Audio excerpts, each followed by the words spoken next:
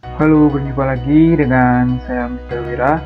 Di video kali ini kita akan membahas materi baru, yaitu mengenai sistem persamaan linear dua variabel.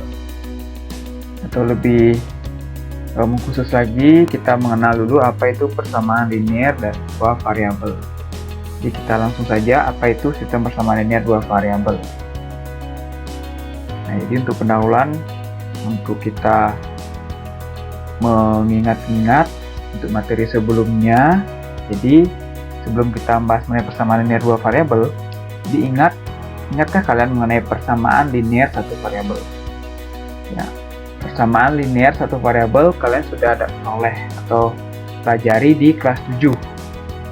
Nah, jadi persamaan linear satu variabel ini memiliki hanya satu variabel.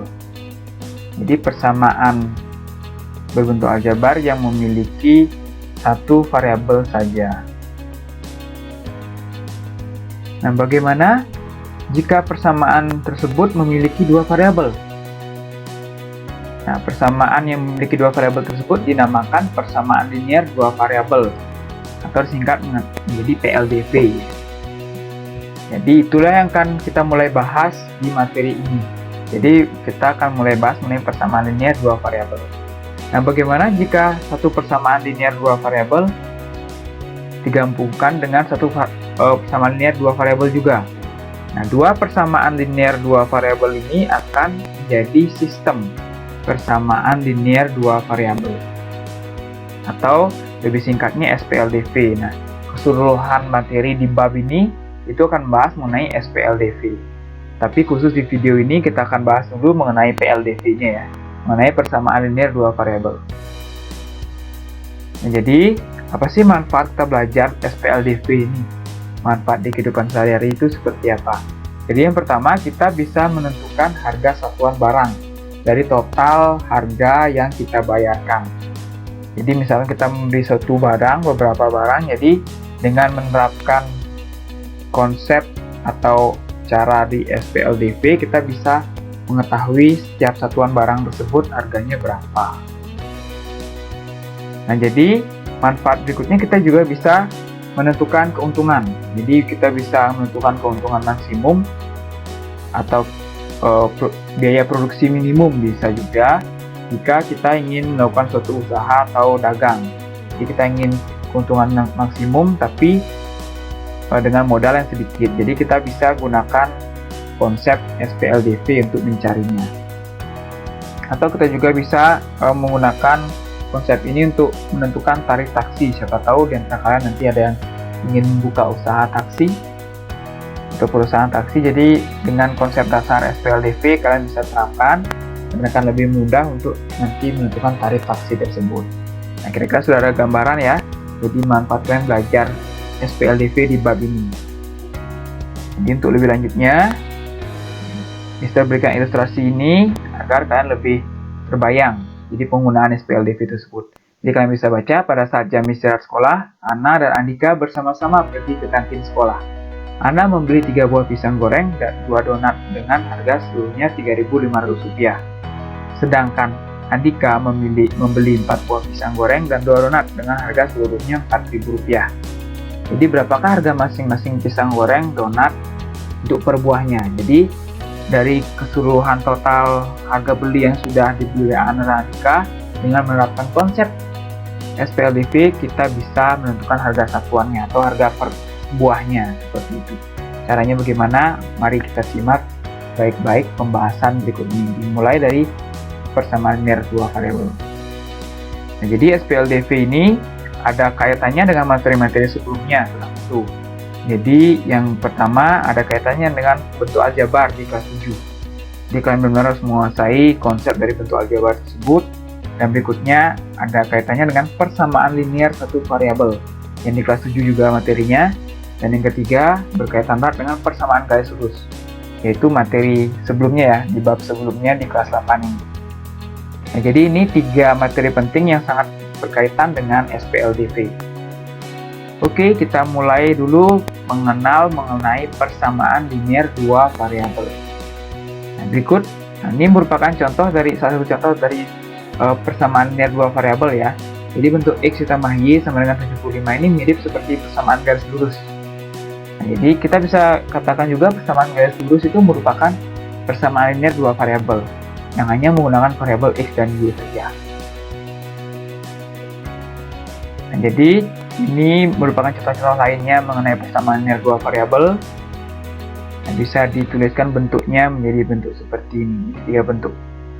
Namun, persamaan linear dua variabel ini sebenarnya memiliki bentuk baku atau bentuk umumnya, mirip seperti persamaan garis lurus yang memiliki bentuk umum seperti ini ya, seperti Y sama dengan 4X kurangi 3, dan persamaan linear dua variabel juga memiliki bentuk baku atau bentuk umumnya, yang bentuknya berbeda dengan persamaan garis lurus. Jadi bentuk bakunya yaitu seperti ini, AX ditambah BY ditambah C sama dengan 0. Ini merupakan bentuk baku dari persamaan linear dua variabel, dengan A, B, dan C itu mewakili bilangan real atau semua bilangan, dengan A-nya itu tidak boleh 0. Nilai A dan B itu tidak boleh 0. Jadi bagaimana sekarang kita misalkan tiga contoh ini ingin kita ubah ke bentuk baku dari persamaan linear dua variabel. Jadi bisa saja kita ubah seperti ini, kita hanya memindahkan ruas setiap sukunya. Jadi 3X tambah 2Y sama dengan 5 bisa kita ubah menjadi bentuk bakunya seperti ini. Dengan nilai A-nya 3, B-nya 2, dan C-nya negatif 5. Begitu pula yang contoh di tengah, bentuk bakunya bisa menjadi negatif 4X tambah Y tambah 3 sama dengan 0. Dengan A-nya negatif 4, B-nya 1, dan C-nya 3. Dan contoh yang ketiga akan menjadi P ditambah 2Q dikurangi 17 sama dengan 0. Nah, ini sedikit berbeda dengan bentuk baku ini ya, karena bentuk baku yang bisa berikan ini bervariabel X dan Y. Nanti jika variabelnya berbeda, tinggal disesuaikan saja. Jadi ini di contoh ketiga ini variabelnya P dan Q. Nah, sehingga untuk bentuk bakunya bisa kita ubah menjadi P tambah 2Q dikurangi 17 sama dengan 0. Dengan A-nya 1, B-nya 2, dan C-nya negatif 17. Jadi ada beberapa poin penting mengenai bentuk baku dari persamaan linear dua variabel. Yang pertama yaitu X dan Y itu merupakan variabel. Jadi ini bisa dikondisikan nanti dengan beberapa soal jika dia tidak menggunakan variabel X dan Y. Jadi tinggal disesuaikan saja dengan bentuk bakunya. Lalu poin kedua, A, B, C itu merupakan atau mewakili bilangan real. Jadi A, B, C ini nanti akan tergantikan oleh bilangan-bilangan real atau semua bilangan ya. Dan dengan syarat lagi satu, A dan B bukan 0 atau koefisien dari variabelnya itu tidak boleh 0. Baik X maupun Y tidak berada di dalam tanda akar. Jadi X dan Y ini tidak boleh ada di dalam tanda akar, dan pangkat dari X dan Y hanya 1. Sesuai dengan namanya persamaan linear, jadi pangkat variabelnya hanya 1. Baik X maupun Y bukan sebagai penyebut. Jadi tidak boleh dijadikan penyebut dan hanya boleh menjadi pembilang saja. Jadi dia masih dikatakan persamaan linear dari dua variabel. Kita perhatikan contoh soal mengenai persamaan linear dari dua variabel. Jadi tulislah persamaan 12 sama dengan 5Y dikurangi X dalam bentuk baku dan sebutkan nilai A, B, dan C-nya. Tentu saja jika kalian sudah mempelajari dengan serius persamaan garis lurus, kalian pasti bisa mengubah 12 sama dengan 5Y dikurangi X ini menjadi bentuk baku dari persamaan linear dua variabel. Nah, jadi tinggal kita pindahkan 5Y dan negatif X ke ruas kiri, sehingga ruas kanan akan menjadi 0. Nah, sehingga akan diperoleh 12 dikurangi 5Y tambah X. Atau kita ingin mengatur posisinya supaya X yang paling kiri boleh. Tinggal akan diperoleh X dikurangi 5Y ditambah 12 sama dengan 0. Sehingga kita akan bisa tentukan A-nya 1, B-nya negatif 5, dan C-nya 12. Nah, untuk contoh berikutnya, buatlah sebuah persamaan linear dua variabel dalam bentuk bakunya dengan nilai A-nya negatif 2, B-nya 3, dan nilai C-nya 4. Nah, tentu ini juga soal yang sangat mudah, jadi kita tinggal menggantikan nilai A, B, dan C-nya dalam bentuk bakunya, sehingga kita akan peroleh negatif 2X ditambah 3Y tambah 4 sama dengan 0. Udah, jadi inilah persamaan linear dua variabel yang diminta. Berikutnya, cara menyelesaikan atau mencari penyelesaian persamaan linear dari dua variabel. Jadi persamaan linear satu variabel, kita ingat kembali di kelas 7, itu memiliki penyelesaian yang unik, yang artinya hanya memiliki satu penyelesaian saja. Jadi kita ingat kembali, misalkan persamaan linear satu variabel itu yaitu 2x tambah 3 sama dengan 0.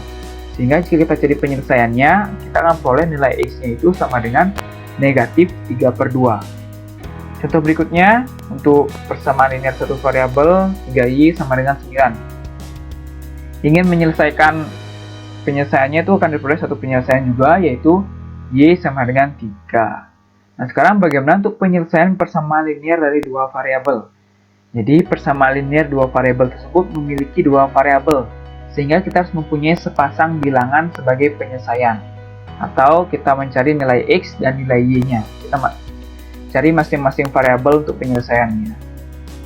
Nah, contoh misalnya kita ingin mencari penyelesaian dari x tambah y sama dengan 7.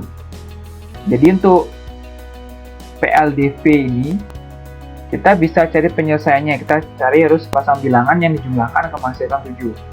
Yang pertama, kita bisa temukan 1 ditambah 6 sama dengan 7. Diperoleh x-nya 1, y-nya 6. Atau kita bisa pakai 2 ditambah 5 sama dengan 7. Sehingga diperoleh x-nya 2, y-nya 5. Atau bisa juga dalam bentuk pecahan. 1/2 ditambah 13/2 itu akan diperoleh 7. Atau x-nya sama dengan 1/2, y-nya sama dengan 13/2. Nah, jadi kita simpulkan ada banyak pasangan bilangan yang merupakan penyelesaian dari x tambah y sama dengan 7. Nah, jadi kesimpulannya persamaan linear dua variabel itu memiliki penyelesaian yang tak berhingga banyaknya. Jadi ada tak hingga banyaknya, sehingga kita tidak bisa tentukan ada seberapa banyak sih penyelesaian dari PLDV ini. Nah, misalkan berikan beberapa contoh untuk penyelesaian persamaan linear dua variabel. Jadi ini hanya memastikan atau mencocokkan apakah pasangan berurutan berikut merupakan penyelesaian dari persamaan linear berikut. Maksudnya pasangan berurutan itu, nah ini, apakah nilai x-nya 3 dan y-nya negatif 1 ini merupakan salah satu penyelesaian dari persamaan linear ini. Itu maksudnya. Jadi kita bahas yang nomor A. Nah, cara untuk mengeceknya kita hanya tinggal mengganti nilai x dan y dengan 3 dan negatif 1.